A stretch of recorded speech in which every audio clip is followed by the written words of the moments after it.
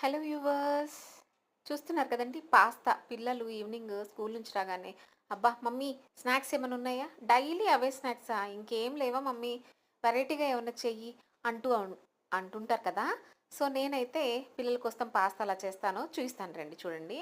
So, stove మీద pan పెట్టుకొని ఒక స్పూన్ ఆయిల్ వేసి, ఇక్కడ ఉడకబెట్టినటువంటి sweet corn, tomato, carrot, onion, beans అవన్నీ ఏసి కొద్దిగా మగ్గిన తర్వాత కొంచెం సాల్ట్ యాడ్ చేసుకొని అట్లా కలియబెట్టుకుంటూ ఉండాలి. అండ్ పించ్ ఆఫ్ కారం కూడా ఏస్తాను. నేను సోయా సాస్, చిల్లీ సాస్ అలా ఏమి ఎయనండి. ఇష్టమున్నోళ్ళు మనకి చిన్న ఉల్లిపాయ ఉంటుంది కదా! వాటి పీసెస్ కూడా ఏసుకోవచ్చు. బట్ నేను వెయ్యను. మా పిల్లలు ఇష్టం ఉండరు కాబట్టి అవేసుకుంటే మంచి ఫ్లేవర్ వస్తుంది.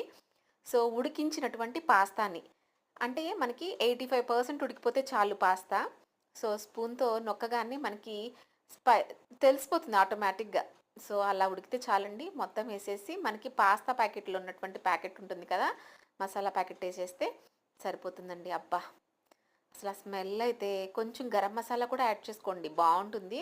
సో, ఎలాంటి సాసులు లేకుండా సింపుల్‌గా, ఈజీగా నేనైతే ఇలా ప్రిఫర్ చేసి పెడతాను పిల్లలకి. ఒక్కసారి టేస్ట్ చూద్దామా ఎలా ఉందో?